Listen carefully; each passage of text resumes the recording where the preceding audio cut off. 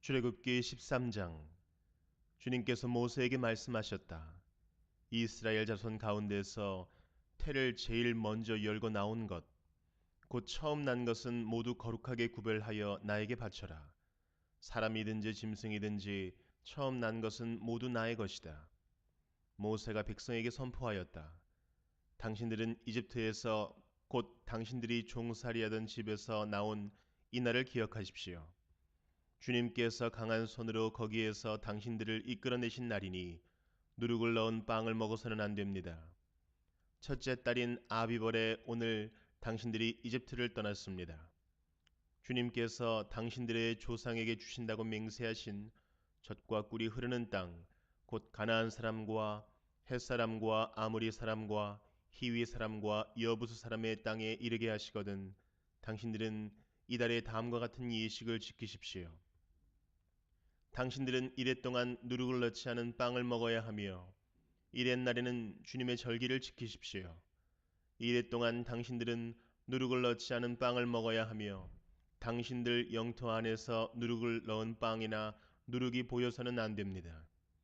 그날에 당신들은 당신들 아들 딸들에게 이 예식은 내가 이집트에서 나올 때에 주님께서 나에게 해주신 일을 기억하고 지키는 것이다 하고 설명하여 주십시오. 이 예식으로 당신들의 손에 감은 표나 이마 위에 붙인 표와 같이 당신들이 주님의 법을 늘 되새길 수 있게 하십시오. 주님께서 강한 손으로 당신들을 이집트에서 구하여 내셨기 때문입니다. 그러므로 당신들은 이 규례를 해마다 정해진 때에 지켜야 합니다. 주님께서 당신들과 당신들 조상에게 맹세하신 대로 당신들을 가나안 사람의 땅에 이르게 하셔서 그 땅을 당신들에게 주시거든 당신들은 태를 처음 열고 나오는 모든 것을 주님께 바치십시오. 그리고 당신들이 기르는 짐승이 처음 낳는 수컷은 다 주님의 것입니다. 그러나 나귀의 맛배는 어린 양을 대신 바쳐서 대속하도록 하십시오. 그렇게 대속하지 않으려거든 그 목을 꺾으십시오. 당신들 자식들 가운데서 맏아들은 모두 대속하여야 합니다. 뒷날 당신들 아들 딸이 당신들에게 묻기를 무엇 때문에 이런 일을 하느냐고 하거든 당신들은 아들 딸에게 이렇게 일러 주십시오. 주님께서 강한 손으로 이집트 곧 종살이하던 집에서 우리를 이끌어내셨다. 그때에 바로가 우리를 내보내지 않으려고 고집을 부렸으므로 주님께서 처음 난 것을 사람뿐만 아니라 이집트 땅에 있는 모든 처음 난 것을 죽이셨다. 그래서 나는 처음 태를 열고 나온 모든 수컷을 주님께 제물로 바쳐서 아들 가운데에서도 맏아들을 모두 대속하는 것이다. 이것을 각자의 손에 감은 표나 이마 위에 붙인 표처럼 여겨라. 이렇게 하는 것은 주님께서 강한 손으로 우리를 이집트 땅에서 이끌어내셨기 때문이다. 바로는 마침내 이스라엘 백성을 내보냈다. 그러나 그들이 블레셋 사람의 땅을 거쳐서 가는 것이 가장 가까운데도 하나님은 백성을 그 길로 인도하지 않으셨다. 그것은 하나님이 이 백성이 전쟁을 하게 되면 마음을 바꾸어서 이집트로 되돌아가지는 않을까 하고 염려하셨기 때문이다. 그래서 하나님은 이 백성을 홍해로 가는 광야길로 돌아가게 하셨다. 이스라엘 자손은 대열을 지어 이집트 땅에서 올라왔다. 모세는 요셉의 유고를 가지고 나왔다. 요셉이 이스라엘 자손에게 엄숙히 맹세까지 하게 하며 하나님이 틀림없이 너희를 찾아오실 터이니 그때에 너희는 여기에서 나의 유고를 가지고 나가거라 하고 말하였기 때문이다. 그들은 숫곳을 떠나 광야 끝에 있는 에담의 장막을 쳤다. 주님께서는 그들이 밤낮으로 행군할 수 있도록 낮에는 구름 기둥으로 앞서가시며 길을 인도하시고 밤에는 불 기둥으로 앞길을 비추어 주셨다. 낮에는 구름 기둥, 밤에는 불 기둥이 그 백성 앞을 떠나지 않았다. 누가복음 16장. 예수께서 제자들에게도 말씀하셨다. 어떤 부자가 있었는데 그는 청지기 하나를 두었다. 그는 이 청지기가 자기 재산을 낭비한다고 하는 소문을 듣고서 그를 불러놓고 말하였다. 자네를 두고 말하는 것이 들리는데 어찌된 일인가? 자네가 맡아보던 청지기 일을 정리하게. 이제부터 자네는 그 일을 볼 수 없네. 그러자 그 청지기는 속으로 말하였다. 주인이 내게서 청지기 직분을 빼앗으려 하니 어떻게 하면 좋을까?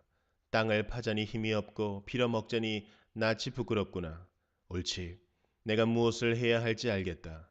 내가 청지기의 자리에서 떨려날 때에 사람들이 나를 자기네 집으로 맞아들이도록 조치해 놓아야지. 그래서 그는 자기 주인에게 빚진 사람들을 하나씩 불러다가 첫째 사람에게 당신이 내 주인에게 진 빚이 얼마요? 하고 물었다. 그 사람이 기름 100마리요 하고 대답하니 청지기는 그에게 자, 이것이 당신의 빚문서요. 어서 앉아서 50마리라고 적으시오 하고 말하였다. 그리고 다른 사람에게 묻기를 당신의 빚은 얼마요 하였다. 그 사람이 밀 100섬이요 하고 대답하니 청지기가 그에게 말하기를 자 이것이 당신의 빚문서요. 받아서 80섬이라고 적으시오 하였다. 주인은 그 불의한 청지기를 칭찬하였다. 그가 슬기롭게 대처하였기 때문이다. 이 세상의 자네들이 자기네끼리 거래하는 데는 빛의 자네들보다 더 슬기롭다. 그러므로 내가 너희에게 말한다. 불의한 재물로 친구를 사귀어라. 그래서 그 재물이 없어질 때에 그들이 너희를 영원한 처소로 맞아들이게 하여라. 지극히 작은 일에 충실한 사람은 큰 일에도 충실하고 지극히 작은 일에 불의한 사람은 큰 일에도 불의하다.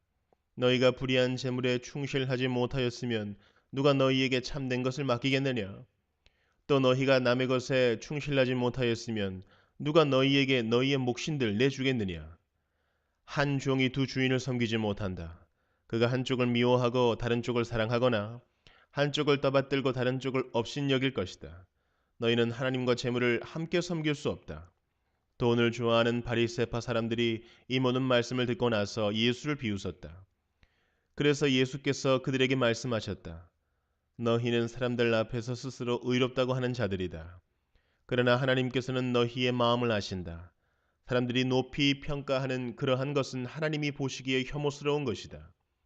율법과 예언자는 요한의 때까지다. 그 뒤로부터는 하나님 나라가 기쁜 소식으로 전파되고 있으며 모두 거기에 억지로 밀고 들어간다. 율법에서 한 획이 빠지는 것보다 하늘과 땅이 없어지는 것이 더 쉽다. 자기 아내를 버리고 다른 여자에게 장가드는 사람은 간음하는 것이며 남편에게서 버림받은 여자에게 장가드는 사람도 간음하는 것이다. 어떤 부자가 있었는데 그는 자색 옷과 고운 베옷을 입고 날마다 즐겁고 호화롭게 살았다.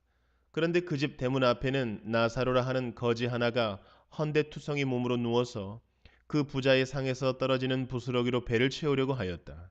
개들까지도 와서 그의 헌대를 핥았다.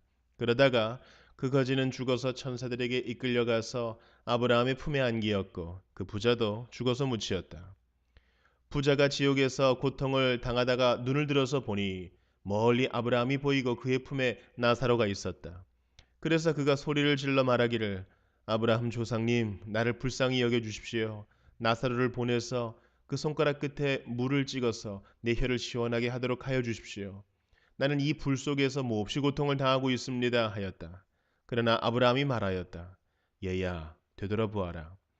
내가 살아있을 동안에 너는 온갖 호사를 다 누렸지만 나사로는 온갖 괴로움을 다 겪었다. 그래서 그는 지금 여기서 위로를 받고 너는 고통을 받는다.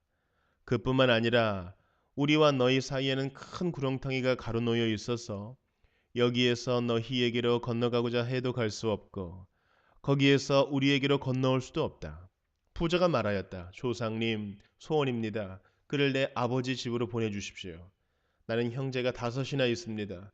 제발 나사로가 가서 그들에게 경고하여 그들만은 고통받는 이곳에 오지 않게 하여 주십시오.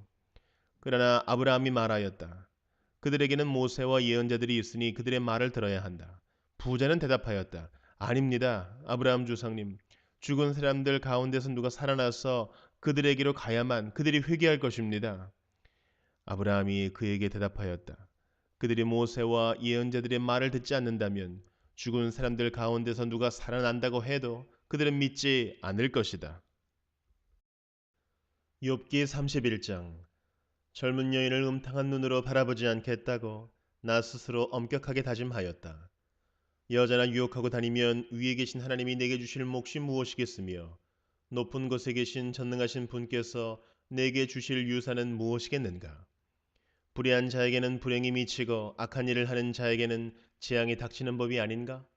하나님은 내가 하는 일을 낱낱이 알고 계신다. 내 모든 발걸음을 하나하나 세고 계신다. 나는 맹세할 수 있다. 여태까지 나는 악한 일을 하지 않았다. 다른 사람을 속이려고도 하지 않았다. 하나님이 내 정직함을 공평한 저울로 달아보신다면 내게 흠이 없음을 아실 것이다. 내가 그릇된 길로 갔거나 나 스스로 악에 이끌려 따라갔거나 내 손에 죄를 지은 흔적이라도 있다면 내가 심은 것을 다른 사람이 거두어 먹어도 내가 지은 농사가 망하더라도 나는 할 말이 없을 것이다. 남의 아내를 탐내서 그 집 문 근처에 숨어 있으면서 그 여인을 범할 기회를 노렸다면 내 아내가 다른 남자의 노예가 되거나 다른 남자의 품에 안긴다 해도 나는 할 말이 없을 것이다. 남의 아내를 범하는 것은 사형 선고를 받아야 마땅한 범죄다. 그것은 사람을 파멸시키는 불, 사람이 애써서 모은 재산을 다 태우는 불이다. 내 남종이나 여종이 내게 탄원을 하여 올 때마다 나는 그들이 하는 말에 귀를 기울이고 공평하게 처리하였다. 그렇게 하지 않았더라면 내가 무슨 낯으로 하나님을 뵈며 하나님이 나를 심판하러 오실 때에 내가 무슨 말로 변명하겠는가? 나를 창조하신 바로 그 하나님이 내 종들도 창조하셨다. 가난한 사람들이 도와달라고 할 때에 나는 거절한 일이 없다. 앞길이 막막한 과부를 못 본 채 한 일도 없다. 나는 배부르게 먹으면서 고아를 굶긴 일도 없다. 일찍부터 나는 고아를 내 아이처럼 길렀으며 철이 나서는 줄곧 과부들을 돌보았다. 너무나도 가난하여 옷도 걸치지 못하고 죽어가는 사람이나 덮고 잘 것이 없는 가난한 사람을 볼 때마다 내가 기른 양털을 깎아서 그것으로 옷을 만들어 그들에게 입혔다.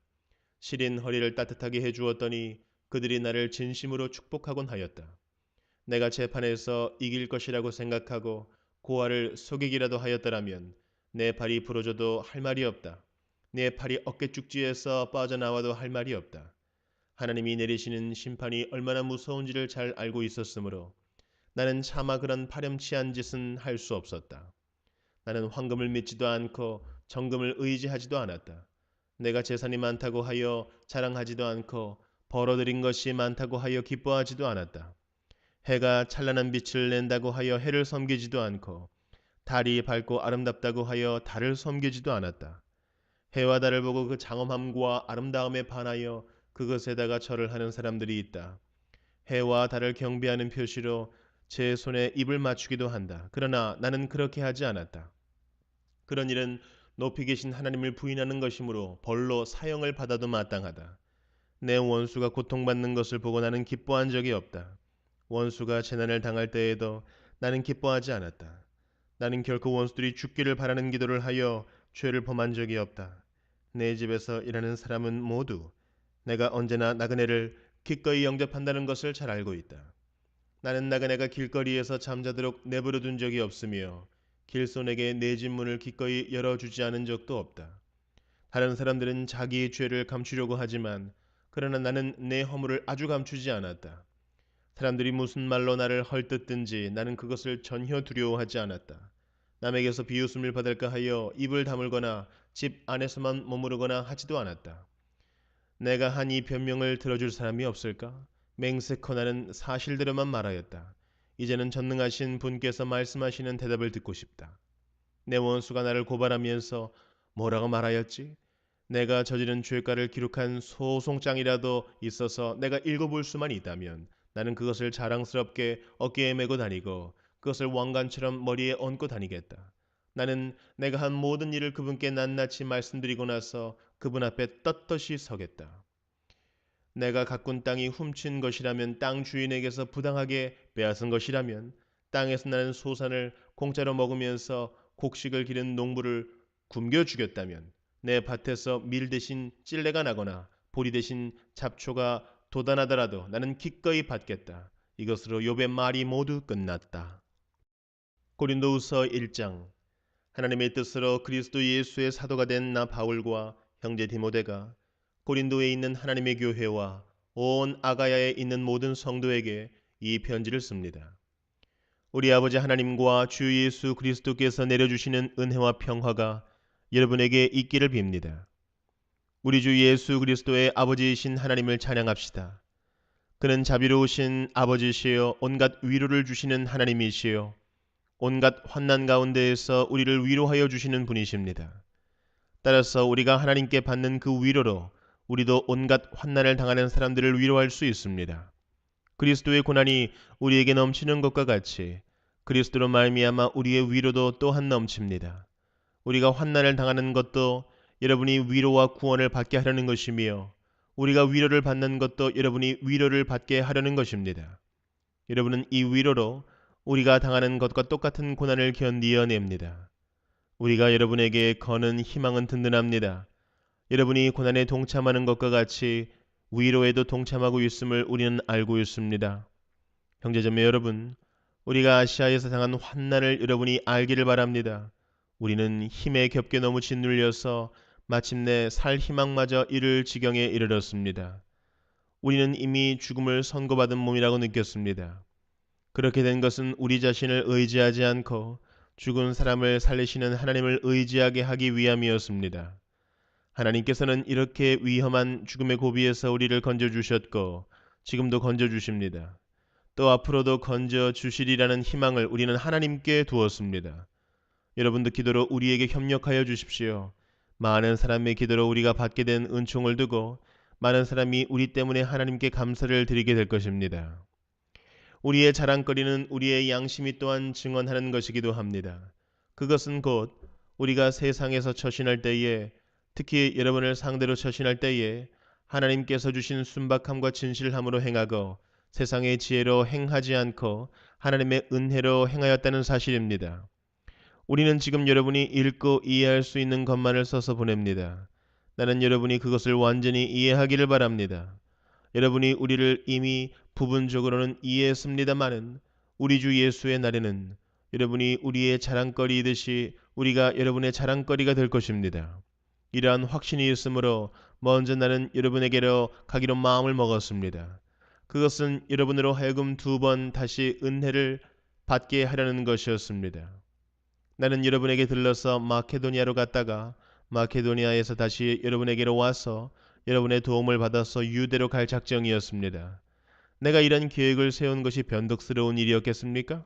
또는 내가 육신의 생각으로 계획을 세우기를 아니요 하려는 속셈이면서도 예 하고 계획을 세우는 것이겠습니까? 하나님께서는 신실하십니다. 따라서 우리가 여러분에게 하는 말은 예 하면서 동시에 아니요 하는 것은 아닙니다. 나와 실로아노가 디모데가 여러분에게 선포한 하나님의 아들 예수 그리스도께서는 예도 되셨다가 동시에 아니요도 되신 분이 아니었습니다. 그리스도 안에는 예만 있을 뿐입니다. 하나님의 모든 약속은 그리스도 안에서 이해가 됩니다. 그러므로 그리스도로 말미암아 우리는 아멘 하면서 하나님께 영광을 돌리는 것입니다. 우리를 여러분과 함께 그리스도 안에 튼튼히 서게 하시고 또 우리에게 사명을 맡기신 분은 하나님이십니다. 하나님께서는 또한 우리를 자기의 것이라는 표로 인을 치시고 그 보증으로 우리 마음에 성령을 주셨습니다. 내 목숨을 걸고서 나는 하나님을 증인으로 모시렵니다. 내가 아직 고린도에 가지 않은 것은 여러분을 아끼기 때문입니다. 우리는 여러분의 믿음을 지배하려는 것이 아닙니다. 우리는 여러분이 기쁨을 누리게 하려고 함께 일하는 일꾼일 따름입니다. 여러분은 이미 믿음에 튼튼히 서 있습니다.